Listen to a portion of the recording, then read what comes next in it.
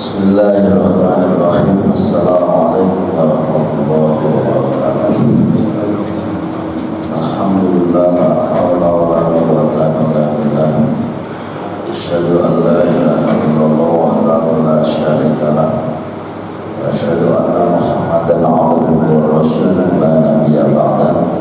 Allahumma shalli ala Muhammad wa ala alihi wa ashabihi ajma'in. Amma ba'd.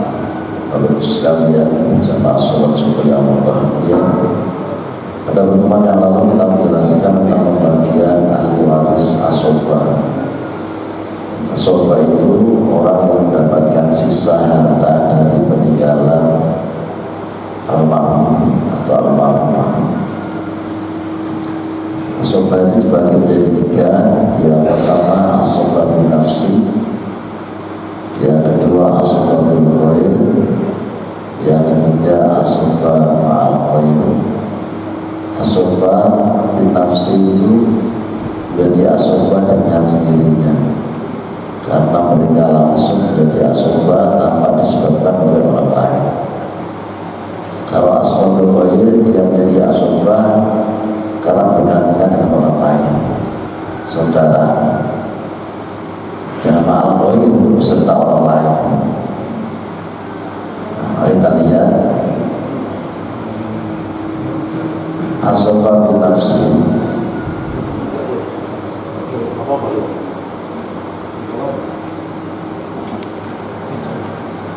Ini ada kameranya sekarang.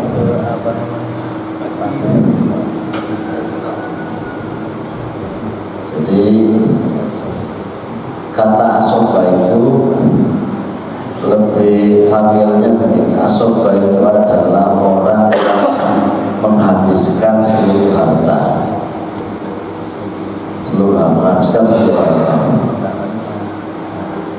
Siapa dia yang menghabiskan harta itu? Yang pertama adalah anak laki-laki. Kalau di rumah tangga itu ada anak laki-laki, maka seluruh harta tinggalan orang tua itu diberikan kepada anak laki-laki. Kalau satu berarti semua, setelah diberikan kepada yang lain. Misalnya ketika suaminya itu meninggal, kemudian istrinya masih ada dan dia punya anak laki-laki, maka istrinya itu mendapatkan bagian 1/8. Sisa dari 1/8 itu, sisanya itu diberikan kepada anak laki-laki. Jadi ini almarhum, kemudian dia punya istri,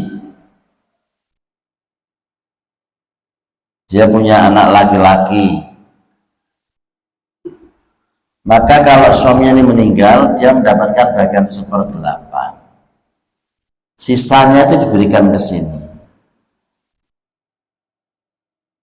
Kalau ada saudara laki-laki sekandung, dia nggak dapat. Ada saudara perempuan sekandung, dia juga tidak dapat. Kenapa? Karena terhalang oleh anak laki-laki. Ini namanya asobah bin nafsi. Kecuali kepada ayah dan ibu. Ayah dan ibu. Ayah dan ibu ini dapat, tapi tetap ahli waris sisa itu menghabiskan seluruhnya adalah anak laki-laki. Satu, kalau dua berarti dibagi rata. Kalau tiga dibagi rata. Jadi yang dibagi rata itu adalah laki-laki, bukan perempuan, bukan laki-laki perempuan. Yang harus kita pahami itu ya. Jadi membagi di Jawa itu kan rata-rata di kita itu membagi laki-laki dan perempuan kan sama. Yang sama itu laki-laki. Kalau ada laki-laki dan perempuan, itu pembagiannya adalah 2/1. Jadi tidak boleh ada konsep sama rata, itu tidak boleh. Jumlahnya podo itu tidak boleh. Karena Al-Quran memang menjelaskan demikian. Ya laki-laki. Kalau tidak ada anak laki-laki, Nah, ini. Atau tidak ada cucu laki-laki, maka ahli waris yang menghabiskan seluruh harta peninggalan almarhum adalah ayahnya. Ini ayahnya ini. Contoh begini, Pak. Ini nggak ada anaknya, ini tidak ada anak, maka istri mendapatkan bagian 1/4, ibu mendapatkan bagian 1/3, sisanya diberikan kepada ayah. Sisa atau asoba itu tadi. Kalau nggak ada ibu, berarti ya 1/4, sisanya 1/4 itu diberikan kepada ayah. Kan begini aja, gampangnya, seperti yang saya contohkan itu. 250 juta buat istri, sementara 750 juta buat ayah. Berarti ini sama ini kan hubungannya mertua. Ya, ini istrinya dapat 1/4, ini istrinya, mertuanya istri itu atau ayahnya almarhum itu mendapatkan bagian sisa. Seluruh hartanya diberikan kepada. Bagaimana kalau ada perempuan, Ustadz, anak perempuan mendapatkan bagian setengah di sini. Dia setengah, sisanya tetap diberikan kepada ayah. Ini ada anak perempuan, dia mendapatkan bagian setengah, istri mendapatkan bagian 1/8, sisanya diberikan kepada ayah. Saudara-saudaranya tidak berdapat selama ayahnya masih ada. Jadi harta itu tidak keluar ke saudara, itu dua sebab. Yang pertama adalah anak laki-laki, yang kedua adalah ayah. Ini harus kita pahami itu. Jadi nanti kalau ada orang meninggal, ayahnya masih ada, maka saudaranya itu tidak dapat. Saudara, keponakan, misanan nggak dapat. Ini namanya asobah. Dia menghai seluruh hal. Tapi prakteknya kan nggak begitu. Kan nggak begitu prakteknya itu. Prakteknya itu ya wes mertua ya tiga sak gitu aja. Seluruh ini ya diberikan kepada, sisanya ya diberikan kepada istrinya. Ya ini, dan memang banyak kasus begitu. Jadi untuk sisa itu mesti diberikan kepada istrinya. Padahal istri itu juga tidak boleh menerima sisa, tidak boleh. Jadi yang menerima sisa itu atau aul dan rot itu, sisa nanti itu tidak boleh diberikan kepada istri dan kepada suami. Diberikan kepada orang lain itu boleh, tapi kalau kepada istri tidak boleh. Pada suami boleh, kepada anak. Contoh begini, Pak, ini sudah nggak ada siapa-siapa, ada suaminya itu, istrinya itu meninggal, atau suaminya meninggal, kemudian dia punya anak perempuan, udah nggak ada siapa-siapa lagi, nggak ada saudara, nggak ada ponakan, nggak ada ayah, maka istrinya mendapatkan bagian 1/8, anak perempuannya mendapatkan bagian setengah. Ada sisa enggak itu? Ada sisa. Sisanya itu kalau nggak ada siapa-siapa, itu diberikan lagi kepada anak perempuan. Ibunya atau istrinya itu tidak boleh menghai sisa itu. Nah, itulah. Jadi sisa itu tidak boleh diberikan kepada istri dan suami. Nanti kita bahas, kitab itu ada, khusus waktu itu ada. Nanti kita ini bahas ya ini. Jadi ayah itu menghai seluruh harta ketika anak itu tidak punya anak laki-laki. Pun andaikan ada anak perempuan, tetap sisanya diberikan kepada ayahnya. Yang ketiga, yang kedua ya. Yang ketiga adalah cucu laki-laki dari anak laki-laki jika tidak ada anak laki-laki. Jadi yang ketiga ini Ini kasusnya begini, cucu.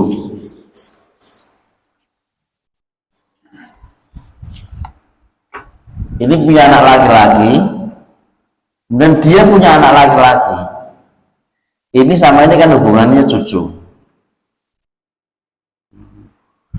Kasus ini yang nomor 3 itu adalah anak laki-laki ini meninggal duluan. Jadi tinggallah almarhum ini, kakeknya ini sama cucu sama istri. Ketika ini meninggal, maka istri mendapatkan bagian 1/8, sisanya diberikan kepada cucu laki-laki. Kalau 1/8M, istri mendapatkan 1M, cucu mendapatkan 7M. Gelem tak? Gelem kira-kira? Angel. Nah. Kalau tidak dibagi itu ya hartanya haram, itu aja. Haram. Walaupun nanti dibagikan pada masjid, pada anak yatim, tapi kalau kasusnya begitu itu mesti haram dan tidak boleh. Tidak boleh. Ini yang harus nanti juga kita pahami. Nah ya begini-begini kan mulai angel Pak, bukan angel ilmunya, angel baginya. Ya Allah, ya apa sih kok sampeyan akeh anggo putuku, ate putune karo mbae nyuwengit. Wis malah gak ngarep dikei. Wis. Ate putu wae. Nah, dengan syarat apa? Syaratnya adalah tidak ada anak laki-laki. Ini benar. Ini cucu laki-laki itu benar dari ini. Tapi kalau ada anak laki-laki, dia nggak dapat, hilang, seluruhnya diberikan kepada. Nah, biasanya kan ini jalo, loh, aku kan putune gila jatah bapakku di kan begitu, nggak dapat karena ada anak laki. Jadi cucu laki-laki itu dapat dengan syarat yang pertama, tidak ada anak laki-laki. Yang kedua, dari cucu laki-laki, dari cucu anak laki-laki. Kemudian ayahnya meninggal duluan, ayah meninggal lebih dahulu. Nah, jadi tidak ada anak laki-laki dari cucu laki-laki. Kemudian ayahnya meninggal lebih dulu. Kalau dari cucu perempuan Ustadz, dia nggak dapat. Allah nggak dapat. Jadi misalnya begini nih, ya. Contoh ini. Ini foto-foto putu nih.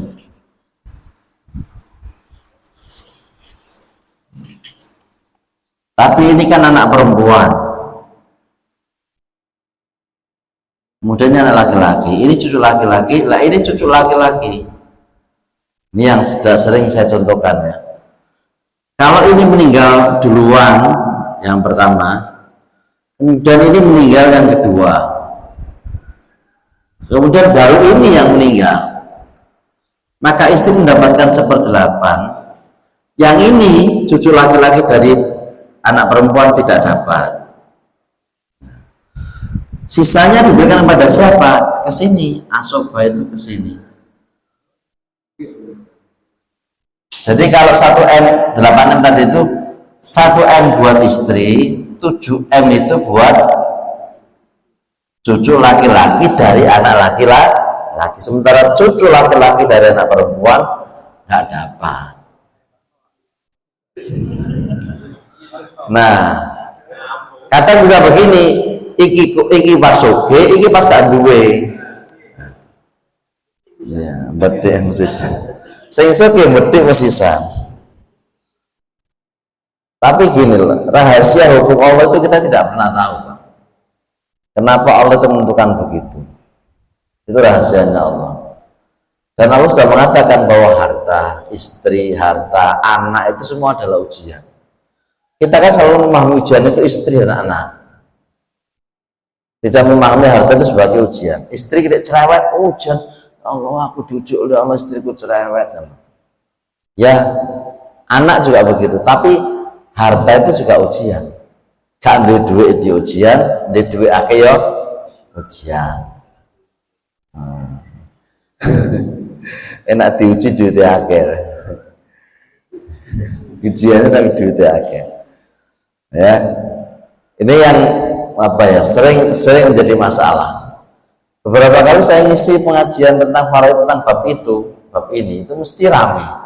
Ramenya itu karena kok begitu Ustaz? Hukumnya kok begitu? Memang begitu. Lah mau begini ya gak bisa. Ya harus begitu.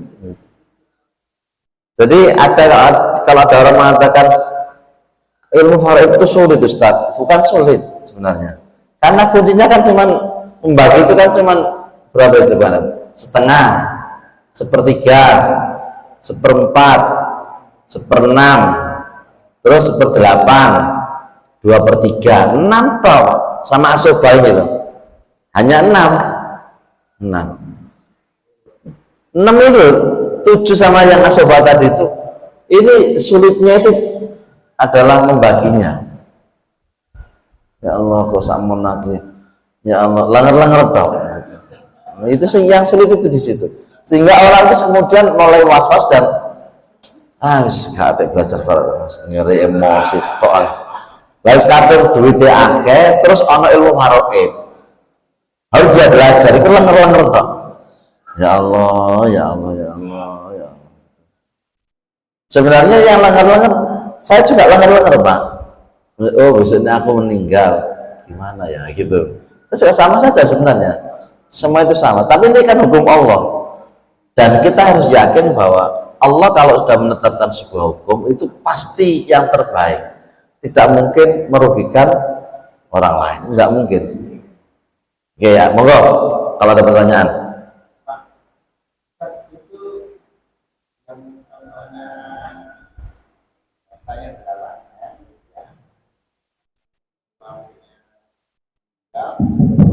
Oke.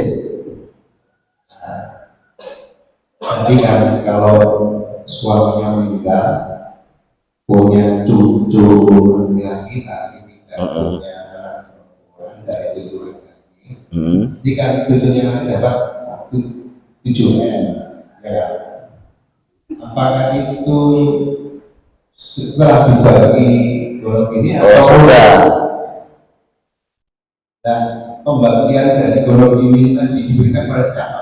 Pada istri. Oh, berarti istri dapat 1/8 plus golongan ini. Jadi kalau ada harta warisan 8M itu berarti total hartanya itu bukan 8M, 16M. Jadi pembagian yang dimaksud Ustaz itu semua setelah dibagi sudah bersih. Jadi kita abaikan ya. Golongannya mau sudah dibagi. Jadi ini harta bersih lah, bersih. Jadi untuk waris itu Pak, setelah digonok ini, kemudian diambil untuk biaya wasiat, hutangnya berapa? Dihutang 8M itu hutang, ternyata hutangnya 6M. Nah, ya kan? Berarti tinggal 2M. Ditulis lagi dia wasiat kepada masjid untuk atau panti asuhan. Maksimal 1/3, berarti kira-kira ya 600 juta, kira-kira lah ya Pak, 600 juta. Berarti sisanya 1,4 miliar, yaitu yang dibagikan. Yang 8M pertama yang gonok ini itu nggak dibagikan Pak, itu hanya istri. Istri dapat gonok ini plus ya, jadi plus 1/8. Insya Allah cukuplah untuk biaya hidup dia. Kalau kita misalnya meninggalkan keluarga dalam keadaan tidak lemah, itu saya kira baik. Dan gonok ini itu bagian dari tabungan masing-masing. Tabungannya orang lanang, ya tabungannya orang itu. Jadi kalau dia dapat 8M plus 1/8 dari 1,4M itu ya, insya Allah cukup lah. Maksudnya gak cukup? Hah? Cukup lah. Apalagi kalau dia nanti nikah lagi dengan yang kaya gitu misalnya ya, ya cukup mana duit itu sing 8M itu wis gak kalong belas gitu. Jadi memang, tapi dipikir-pikir nek duwe akeh ki opo. Monggo Pak, ada lagi ibu-ibu. Oh monggo Pak Budi nggih.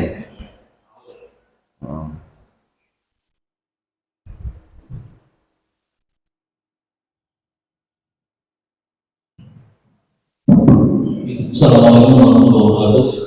Waalaikumsalam warahmatullahi wabarakatuh. Mungkin ini pertanyaan ini mungkin sudah pernah, tapi saya ingin tentang wasiat kepada ahli waris.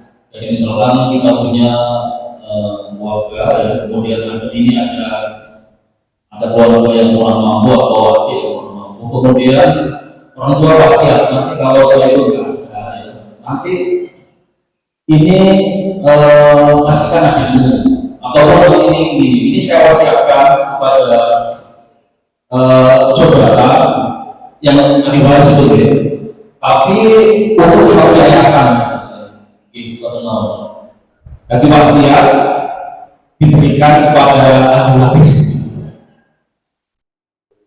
atau Boleh apa tidak? ya boleh atau tidak? Hukumnya tidak boleh. Ini kita lihat dari sini.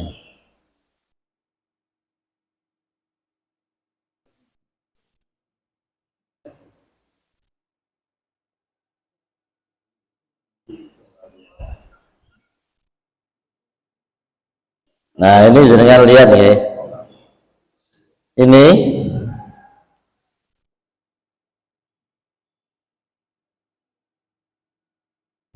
mana hibah, mana waris, mana wasiat. Ini kita lihat.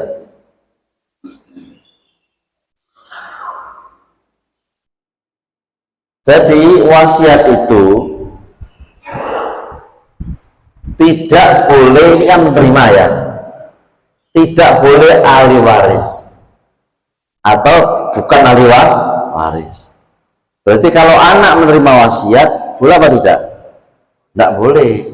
Tapi kalau wasiat begini, le bisa apa semati sawaiku ngenok yayasan, nah itu boleh. Tapi kalau le iki besok aku semati kanggo adikmu, itu tidak boleh, karena adiknya nanti juga akan dapat warisan. Jadi kalau dia dapat warisan, dapat wasiat, bisa dapat dua. Biasanya kakak tertua yang bilang begitu. Saya iki sawah iki biyen ibu kanggo aku, ngono. Terus dia dapat wasiat plus dia dapat warisan. Itu nakalannya dulur tuh. Biasanya begitu. Ini juga kasus itu juga banyak. Kasusnya itu kan begini biasanya. Kakak tertua itu mesti njaluk sing luwih akeh. Yang pertama. Yang kedua, saudara kita perempuan mesti njaluk podo. Itu dua ini Pak. Omane atik sing wedok ini, perempuan ini bukan adik tapi mbak nomor 1, malah nyawengit kok biasanya. Ini gak tahu ngaji. Jadi ini caranya begini Pak. Ini hukum yang sudah paten ya. Misalnya hibah wasiat. Nah, ini bukan ahli waris. Kalau hibah ahli waris boleh. Kalau wasiat bukan ahli waris, tidak boleh ahli waris. Ya harus orang yang di luar atau lembaga itu. Kemudian wasiat itu jumlahnya, wasiat itu sunnah, wasiat itu maksimal 1/3. Jadi wasiat itu tidak boleh seluruhnya, kecuali wasiatnya Nabi. Nabi itu mengatakan kepada Abu Bakar, saya tidak meninggalkan apa-apa. Kata-kata itu dipegang oleh Abu Bakar As-Siddiq. Sehingga ketika Fatimah Zahra itu minta warisan Nabi, tanah warisan itu, Abu Bakar mengatakan, mohon maaf, Nabi tidak meninggalkan itu karena semua diberikan kepada Baitul Mal, pada Islam. Yang Nabi katakan adalah saya hanya meninggalkan dua, yang pertama adalah Al-Quran dan yang kedua adalah sunnah. Maka barang siapa yang berpegang kepada keduanya ini, misalnya dia akan selamat. Itu dipegang oleh Abu Bakar Siddiq. Hanya Nabi ya Pak yang bisa begitu. Yang lainnya enggak bisa. Dia harus sepertiga. Ceritanya sepertiga itu adalah Sa'ad bin Abi Waqqas. Waqqas itu sewoge, loro, parah gitu. Kemudian pengen harta ini pengen dibagikan aja semuanya. Kata Nabi, lu ya ojo, nang anakmu ya apa, keluargamu gitu. Saat bin Waqqas saking semangatnya Pak, pengen kabeh. Maka dalam hadis itu kan terakhir sepertiga. Bagaimana sepertiga ya Rasul? Ya sepertiga. Dan sepertiga itu sudah banyak. Nah gitu. Itu ceritanya begitu. Tapi begitu sudah ngomong begitu, saat bin Abi Waqqas gak jadi mati. Jadi bukan belum mati akhirnya. Belum wafat. Dia sudah sakit parah. Aku ate mati kira emang. Ternyata gak mati. Ya, saat Waqqas belum wafat ketika Nabi itu masih hidup masih. Jadi hadis itu tetap berlaku walaupun beliau kemudian belum melaksanakan itu karena wasiat waktu itu ya berlakunya wasiat. Nah, seperti ini. Saran saya bukan wasiat harusnya itu. Hibah. Iya, sawaiki tak ngeno adikmu. Adikmu kan gak duwe. Saiki tak ngeno ya. Nah, kata-kata dikasih itu dengan kata wasiat itu tidak sama. Tidak sama. Omongannya, hartanya sama, obrolnya sama. Tapi dia berubah itu di lisan, di akad itu. Kalau akadnya wasiat, tidak berlaku. Kalau akadnya itu hibah, boleh. Jadi saran saya kepada bapak-bapak, ibu-ibu yang memang punya harta agak banyak, dan kemudian sama kok bingung bagaimana caranya, ya hibahkan saja kepada anak-anak. Data hibahkan saja rumah. Kok masih banyak, hibahkan kepada jamaah kayak satu situ. Misalnya, masih akeh mana? Ustadz kayak ono titik. Ya, jadi hibah itu begitu caranya. Lebih aman hibah Pak daripada wasiat. Wasiat terbatas. Kalau hibah ini jumlahnya ini. Nah ini hibah. Menghibahkan sunat terserah pemilik harta. Terserah, hitungannya terserah. Kewape ya gak apa-apa. Separuh ya gak apa-apa. Teman kasihkan wis ngene lho ya, sepakatan ya. Sampean pakai harta kabeh gitu, tapi aku wis ramuten lah ya. Aku melawakmu mangan. Ya wis. Jadi kita orang tua itu sudah pasrah wis, kanthi apa-apa maneh, wis kanthi duit, kanthi harta, kanthi omah, kanthi apa-apa, kanthi kendaraan, semua diberikan kepada anak. Boleh.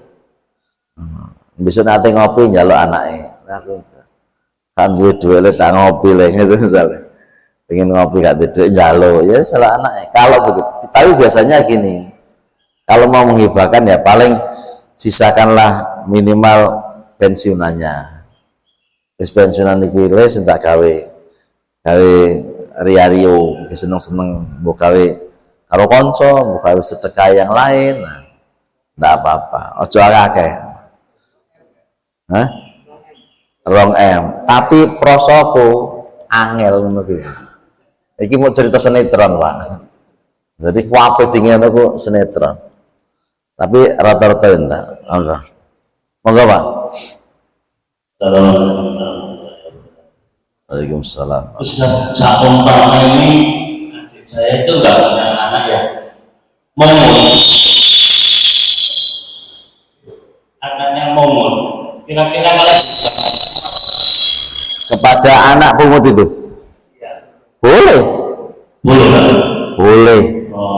Jadi dia anak memungut anak ya, anak angkat kan. Kemudian sebelum dia meninggal masih sehat itu seluruhnya harta dihibahkan kepada adiknya itu, kepada anak angkatnya itu boleh. Bahkan dia boleh mendapatkan wasiat. Jadi dia menerima hibah dan dia bisa menerima wasiat. Gitu. nggak punya anak kecuali anak angkat itu boleh kan ke semuanya boleh. Ya harus ada saksi Pak. Lah nek ngomong iki mono anu dikai ayah angkat itu. Jadi karena kasihan pada diriku semua dikasihkan lah. Saksi ini siapa? Demi Allah. Oh no wes gak iso. Wes gak iso demi Allah gak iso. Nah cuman kelemahan administrasi kita di Indonesia sebelum digital itu kan kadang-kadang kakek itu dimasukkan. Nanti Pak ya, anak angkat itu dimasukkan ke kakak orang tua angkat dan itu dianggap seolah-olah itu adalah anak kandung karena Rasulullah melarang, haram itu menasabkan itu karena itu apa itu berdampak pada hukum dan itu banyak kasusnya.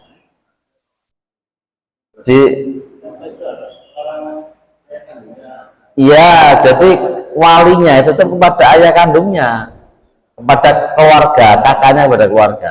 Adapun tanggungan kehidupan dia menanggung itu ya kepada anak angkat, iya. Tapi wali apa itu akte itu harus atas nama ini dan kakak harus nama dia. Andai kan nanti kakak itu dimasukkan situ harus ada keterangan bahwa dia anak angkat. Anak angkat berdasarkan keputusan pengadilan misalnya. Ya anak angkat. Kalau itu haram, tapi kalau Bapak masukkan? Ya karena hibah itu dia masih punya hak. Jadi gini, hibah itu karena kita selama kita masih hidup, suami istri masih hidup, itu harta itu menjadi hak kita. Mau dikasihkan, mau ditahan itu terserah kita. Tapi kalau kita sudah wafat Pak, itu sudah tidak berlaku hukum hibah. Sudah bukan milik kita, milik ahli waris. Jadi kita harus nggak bisa hitung mana.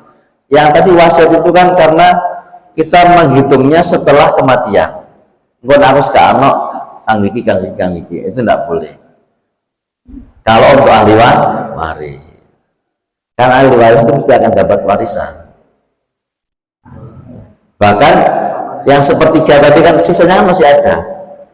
Misalnya dari 900 juta, sepertiganya kan 300, kan warisannya masih ada 600. Kalau dia anak tunggal, dia dapat semua, gitu Bang ya. Oke, ada lagi Pak sekalian? Ya monggo Pak. Assalamualaikum. Waalaikumsalam. Ini kan zaman era rekayasa, banyak. Hukum Islam ini kan sudah dikodifikasi ke hukum. Seandainya dalam hal Harawin ini tidak bertemu, hasil akhirnya kan juga nanti. Iya. Iya. Nah, setelah itu para pihak tadi yang bersengketa tadi masih belum ketemu, itu solusinya bagaimana? Di pengadilan mesti nanti ketemu. Terlepas menerima dan tidak menerima keputusan. Kadang begini, pengadilan itu kan memutuskan berdasarkan informasi yang terkuat. Ternyata informasi terkuat itu salah. Maka ya dia kalau mau ya makan harta haram dengan cara yang salah itu, tapi menurut formil dia benar.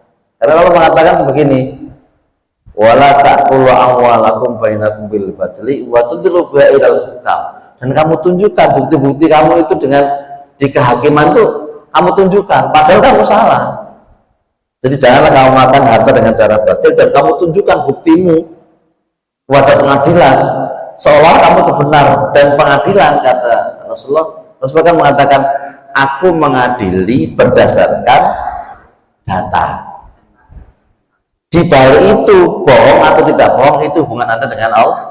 Nabi begitu. Sehingga Umar bin Khattab juga begitu.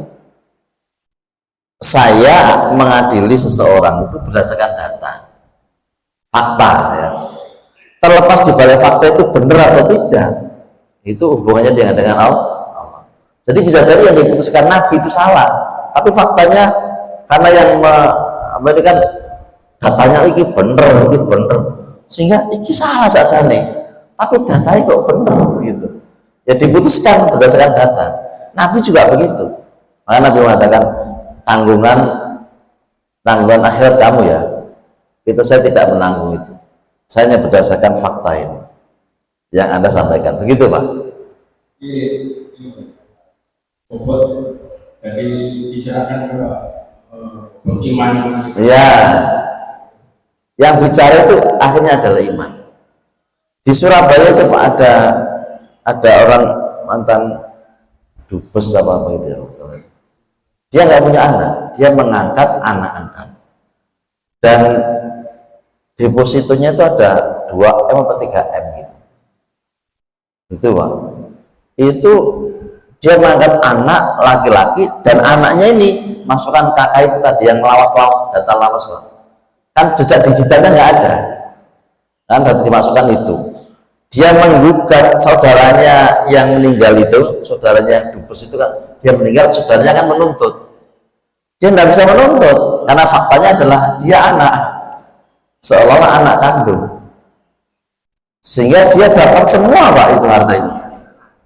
Dia menang. Nah artinya seperti itu.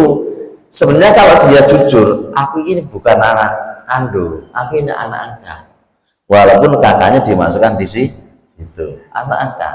Itu kan agak lain. Itu yang sering timbul itu kakak-kakak akhirnya keyakinan hakim Berubah. terkombinasi lupa. Iya. Oh ya. Iya. Banyak apa ya? Jadi, Sering yang iya. Ya saya memahami begitu Pak. Ya cuman ya tadi itu kalau dia mau jujur ya harusnya enggak begitu. Aku ya benar, aku ya anak angkat, nggak boleh. Tidak berada bilang saya bukan anak kandung, saya anak angkat, hanya kemudian dimasukkan sini, itu aja. Nah, artinya memang nggak boleh Pak. Kalau sekarang kan jejak digitalnya sudah kuat. Setiap anak yang lahir ada jejak digital, langsung masuk online kan sekarang ini. Dan nggak bisa kakak itu rangkep itu nggak bisa. Kakak di sini ya di sini, kakak di sana. Sehingga kalau di kakak itu misalnya ada seorang suami dia nikah 2 resmi gitu, itu kakaknya dia mesti hilang, salah satunya hilang. Dan itu ketok Pak, nah, ketok. Kan ketok sekarang ini kelihatan. Kalau dulu kan enggak. Misalnya di sini buat kakak, nanti di Surabaya buat kakak lagi. Gak masalah dia. Nah sekarang nggak bisa. Sekarang itu satu ya satu apa namanya nik. Kok nik apa? Nik ya. Satu orang satu nik. Nah itu sekarang ini. Dan itu online. Saya sudah nyoba. Data kita sudah di mana-mana, di bank ya ada, di situ ada. Saya ngurus di polisian ternyata ada juga nik gitu loh. Ada ternyata nik di sini. Wah ngono. Ternyata data itu sudah online nyambung, di mana-mana sudah nyambung. Saya ngurus KTP, saya bilang ke teman di Sidoarjo, ambil aja Ustaz di kecamatan, sudah jadi. Oh jadi nicknya sama. Foto saya yang lama ya tetap ada, foto KTP itu. Oh, foto aja foto gak ganti-ganti. Oh, ternyata sudah ada. SIM juga sama, foto SIM itu. Itu saya foto aja foto SIM. Gitu Pak. Jejak digital ya sekarang ini mudah-mudahan kita lebih bisa jujur lah ya.